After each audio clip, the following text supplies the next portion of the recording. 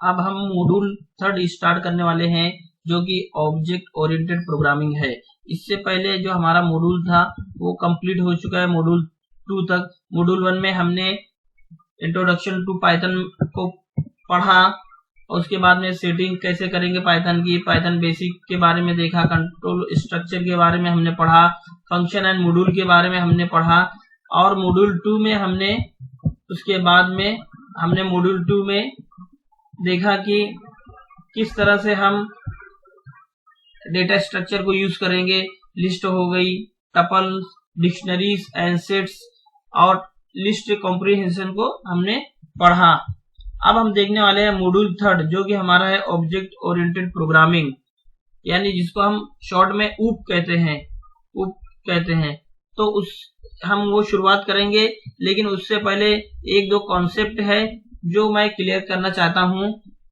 उसके बाद में हम शुरुआत करेंगे ऑब्जेक्ट ओरिएंटेड प्रोग्रामिंग की। तो अभी यहाँ पे देखिए एक सवाल ये पैदा होता है कि क्या है difference between parameter and argument. Parameter और आर्गुमेंट ये क्या है कि काफी ज्यादा यूज होता है।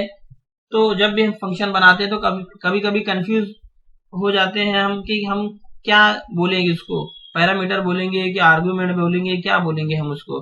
तो देखिए यहाँ पे सिंपल है, in Python the term parameter and argument are related but refer to different concept within the context of function. इसका मतलब ये हुआ कि ये दोनों का मतलब एक ही होता है, लेकिन ये जो भी इस्तेमाल किया जाता है अलग अलग कंडीशन पे इसको अलग अलग नाम से बोला जाता है। तो पैरामीटर क्या होता है? Parameter is a variable in the function definition that act as a placeholder for the value that will be passed to the function when it is called. तो पैरामीटर क्या होता है कि जब भी वो फंक्शन को कॉल किया जाता है तो वो एक प्लेस होल्डर के लिए इस्तेमाल किया जाता है। यहाँ पे देखिए जैसे ये फंक्शन है तो ये फंक्शन में ये क्या हो गया, ये नेम जो हो गया ये पैरामीटर हो गया। तो ये एक प्लेस होल्डर के तौर पे काम किया जाता है। जब भी हम फंक्शन को कॉल करेंगे तो वो फंक्शन को कॉल करने के लिए हम कोई वैल्यू पास करेंगे तो वो वैल्यू यहाँ पे स्टोर हो जाएगी, वो वैल्यू यहाँ पे स्टोर हो जाएगी। तो ये पैरामीटर हो जाएगा। और उसके बाद में ये देखिए, और आर्गुमेंट की डेफिनेशन क्या है कि argument is the actual value और data that is pass to the function when you call it. इसका मतलब क्या हुआ कि जब हम फंक्शन को कॉल करते हैं जो चीज हम पास करते हैं उसको आर्गुमेंट कहते हैं। यहाँ पे देखिए हमने ग्रीड फंक्शन को कॉल किया और यहाँ पे हम क्या पास कर रहे हैं, अलाइस पास कर रहे हैं। यानी जो एक्चुअल वैल्यू हमारी है, जो एक्चुअल वैल्यू है वो हम जो पास कर रहे हैं या जो डेटा हम पास कर रहे हैं उसको आर्गुमेंट कहेंगे। तो यहां तक उम्मीद है कि आपको समझ में आया होगा। हम पाइथन की विंडो पे जाते हैं, आईडीई पे जाते हैं और इसको एक बार करके देख लेते हैं। यहाँ पे समझो, यहाँ पे मैं सिंपल गया हूं यहाँ पे और मैं अपना टॉपिक लिख देता हूं ताकि समझ में आ जाए हम क्या कर रहे हैं। ओके, तो ये यहाँ पे मैं टॉपिक लिख देता हूं ताकि हमें समझ में आ जाए कि हमने क्या किया है। ओके, तो हम यहाँ पे एक फंक्शन क्रिएट करते हैं। समझो ये ग्रीड नाम का फंक्शन, यही हम फंक्शन को क्रिएट कर लेते हैं। तो फंक्शन क्रिएट करने का मतलब ये देखो, ये हमने फंक्शन को क्रिएट किया। यहाँ पे देखिए ये फंक्शन है, फंक्शन का नेम है और ये डेफ का मतलब हम फंक्शन क्रिएट कर रहे हैं और ये पैरामीटर हो जाएगा।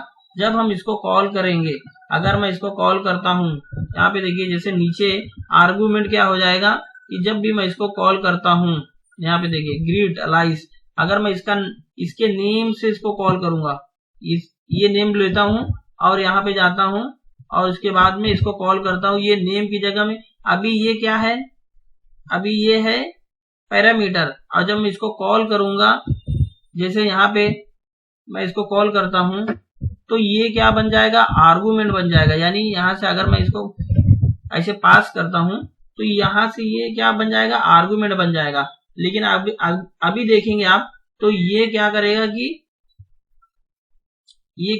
कि ये देखो डेफिनेशन, ये डेफिनेशन में ये एरर बता रहा है, सिंटेक्स एरर बता रहा है। सिंटेक्स एरर क्यों बता रहा है, ये देख लीजिए आप, क्यों सिंटेक्स एरर बता रहा है, क्योंकि यहाँ पे मैं इसको क्लोज कर देता हूँ, ये देखो ग्रिड फंक्शन हो गया, ठीक है, ये ग्रिड फंक्शन को हम कॉल कर रहे हैं, तो वो एरर इसलिए बता रहा है कि ये देखिए ये फंक्शन तो कॉल हो जाएगा, लेकिन यहाँ पे जो हमने दिया है, ये देखिए ये और इसमें फर्क रहता है, इसमें हमने डबल कोड दे दिया है, जबकि ये पैरामीटर है और पैरामीटर में कोई डबल कोड नहीं आता है, और ये जो आर्गुमेंट है, तो this is argument, okay, this is argument, okay, ये आर्गुमेंट है, और इसमें हम कोई भी वैल्यू पास करेंगे तो उसके फॉर्मेट के हिसाब से पास करेंगे, यहाँ पे हम कुछ भी नहीं लिखेंगे, डबल कोड वगैरह नहीं लिखेंगे।